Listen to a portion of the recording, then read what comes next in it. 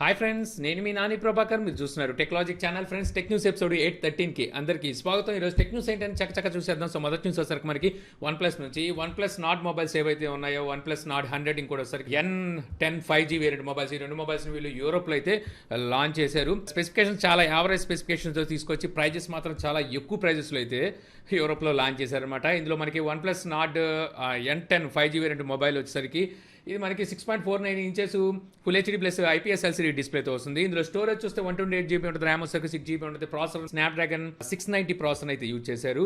ఇది 5Gకి అయితే సపోర్ట్ చేస్తుంది అనమాట ఈ ప్రాసెసర్. ఇక రైట్ సైడ్ వచ్చేసరికి 64 మెగాపిక్సెల్ మెయిన్ కెమెరా ఉంటే సెకండరీ కెమెరా 8 మెగాపిక్సెల్ ఉంటుంది, wide angle censor. Third and fourth camera 2 megapixel ఉంటే ఫ్రంట్ కెమెరా 16 మెగాపిక్సెల్ ఉంటుంది. Android 10తో అవుట్ ఆఫ్ బాక్స్ వస్తుంది. బ్యాటరీ చూసుకుంటే 4300 mAh బ్యాటరీ అనేది ఉంటుంది.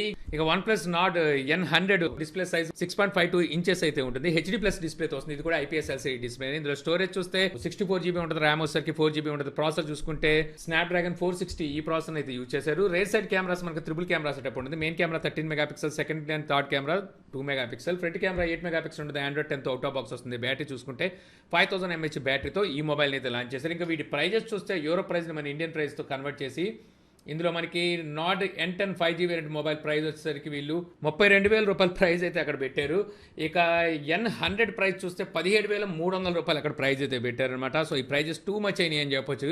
సో ఇంకా యూరోప్ ప్రజలకంటారా, అక్కడైతే వాళ్ళకి అలవాటే. అక్కడ వచ్చేసరికి ఏ మొబైల్ అయినా సరే ఇంతే ప్రైస్తో తీసుకొస్తారు. వాళ్ళు దాన్ని మహాప్రసాదం అనుకొని కొనేసుకుంటూ ఉంటారు అనుకుంటా.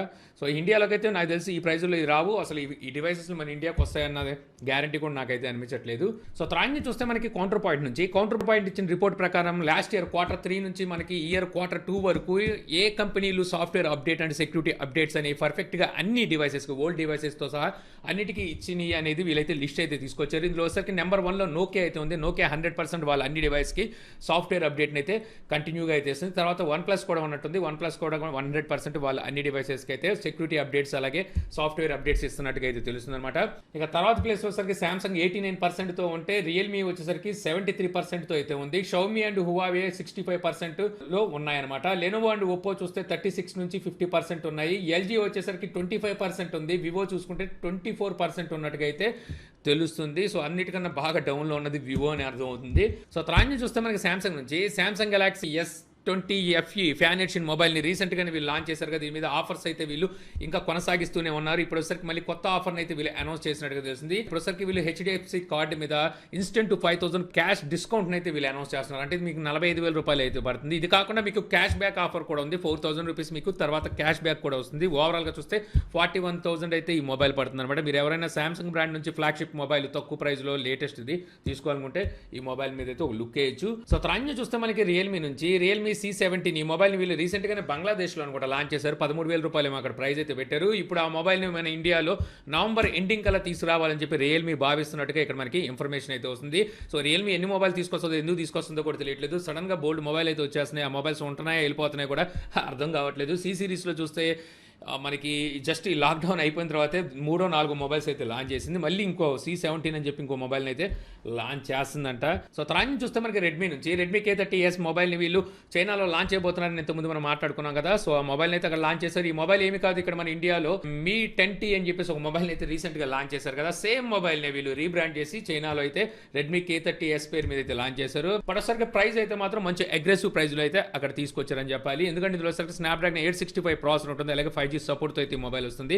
కానీ ఈ మొబైల్ ప్రైస్ చూస్తే వీళ్ళు అక్కడ 128GB వేరియంట్ ప్రైజు 28,600 రూపాయలు పెట్టారు. 256GB వేరియంట్ ప్రైస్ 31,000 రూపాయల వరకు అక్కడ ప్రైస్ పెట్టినట్టుగా అయితే తెలుస్తుంది. సో మంచి ప్రైజెస్లోనే వీళ్ళు అయితే అక్కడ లాంచ్ చేశారు. మన ఇండియాలోకి తీసుకొస్తారంటే తీసుకురారు.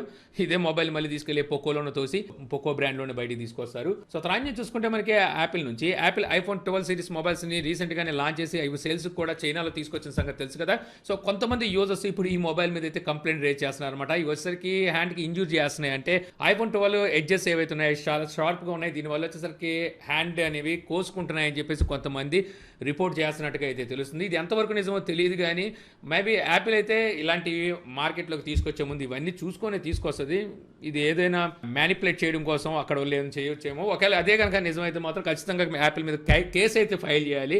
ఎందుకంటే ఇలాగ ఇంజూర్ అవుతున్నాయంటే చేతులు. సో ఖచ్చితంగా యాపిల్ అయితే వదలదు కదా, అంతంత డబ్బులు దొబ్బుతున్నప్పుడు ఖచ్చితంగా.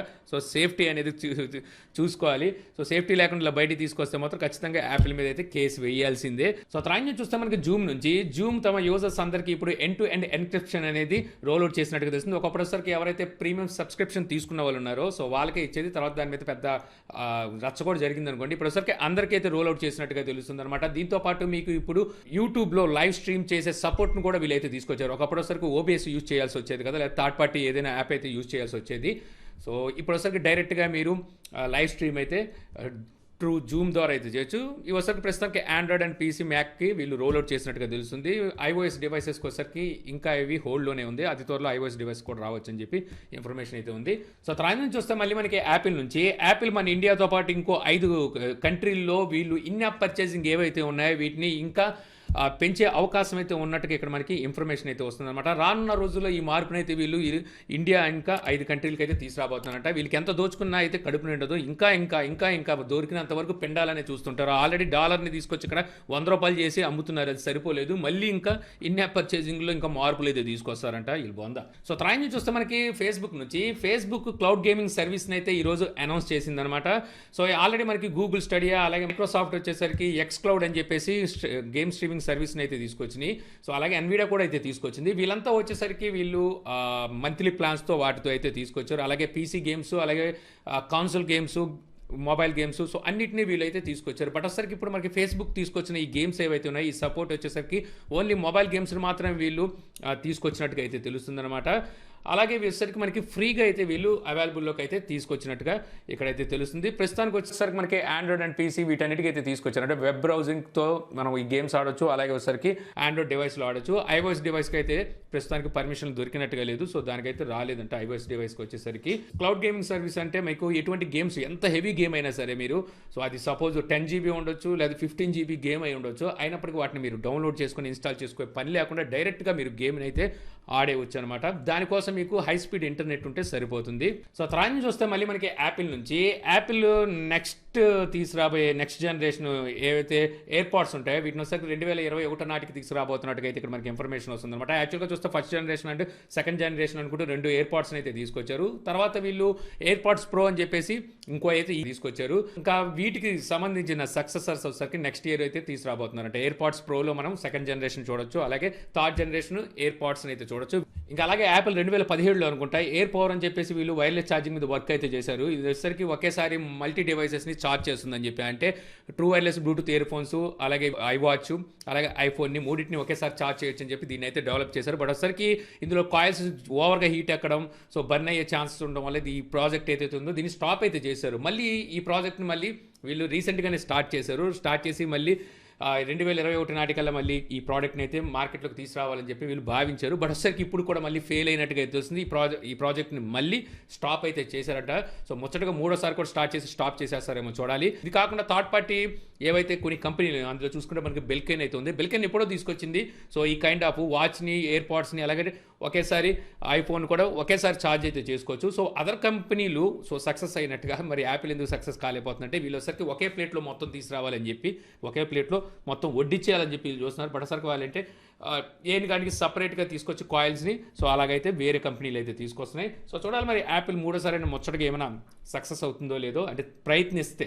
సో తర్వాత నుంచి చూస్తే మళ్ళీ మనకి శాంసంగ్ నెక్స్ట్ ఇయర్ తీసుకురాబోతున్న S21 సిరీస్ మొబైల్స్ ఏవైతే ఉన్నాయో ఫ్లాగ్షిప్ మొబైల్స్ అనొచ్చు శాంసంగ్ నుంచి.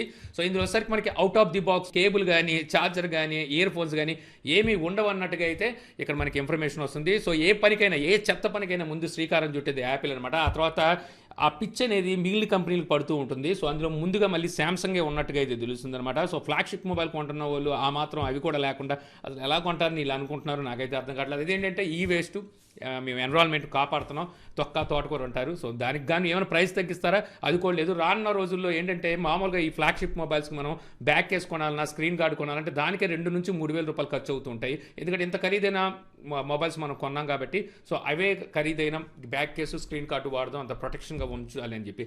రేపొద్దున మనం వీటికి ఛార్జెస్ అండ్ కేబుల్స్ ఏ పడతాయి వాడలేమన్నమాట. ఎందుకంటే ₹1,00,000 విలువ చేసే ఈ మొబైల్ మనం కొన్నామంటే కనీసం ఆ కేబుల్ స్ట్రాంగ్గా ఉండాలంటే కనీసం దానికి 1,500 2,000 పెట్టాలి. మళ్ళీ అడాప్టర్ అడాప్టర్కి ఒక 3,000 4,000 పెట్టాల్సి ఉంటుంది అనమాట. అలా వెళ్ళిపోతాయి ప్రైజెస్ చూసుకున్నట్టయితే. దీనివల్ల ఏంటంటే థర్డ్ పార్టీ కంపెనీలు అలాగే ఛార్జర్లు కూడా వీళ్ళు సేవ్ అవ్వాల్సింది తప్పితే సో ఎవరైతే కస్టమర్ ఉంటాడో వాడికి ఎటువంటి ఉపయోగం అయితే ఉండదు. ఇలాగే వదిలేస్తాయి ఈ కంపెనీలు. ఏం చేస్తాయంటే ముందుగా యాప్లే చేస్తుంది ఇలాంటి పనులు కూడా. రేపు పొద్దున మదర్ బోర్డు విడిగా అమ్ముతుంది, డిస్ప్లే విడిగా అమ్ముతుంది, కెమెరాస్ని విడిగా అమ్ముకొని అలాగే బ్యాటరీ విడిగా అమ్మేసి సో ఏట్లకి మీకు ఏది కావాలో అది కొనుక్కొని మీరే అటాచ్ చేసుకోండి అంటది. అంటే మీరే అసెంబ్లీ చేసుకోండి అని చెప్తారు వీళ్ళని ఇలాగే వదిలేస్తే. సో ఇంత ఫ్రెండ్స్, నాకు ఈరోజు ఇంట్రెస్టింగ్ అనిపించిన టెక్ న్యూస్ వీడియో మీకు నచ్చింది అనుకుంటున్నాను. వీడియో కానీ మీకు నచ్చితే లైక్ చేసి షేర్ చేయగలరు. అలా యూట్యూబ్లో మా ఛానల్ని సబ్స్క్రైబ్ చేయకపోతే కింద మన ఛానల్ ఐకాన్ ఉంటుంది, సో దాన్ని క్లిక్ చేసి సబ్స్క్రైబ్ చేయగలరు. అలా మీ సలహాలు సందేహాలు ఉంటే కింద కామెంట్ బాక్స్లో ఇవ్వగలరు. Thank you for watching. జై హింద్.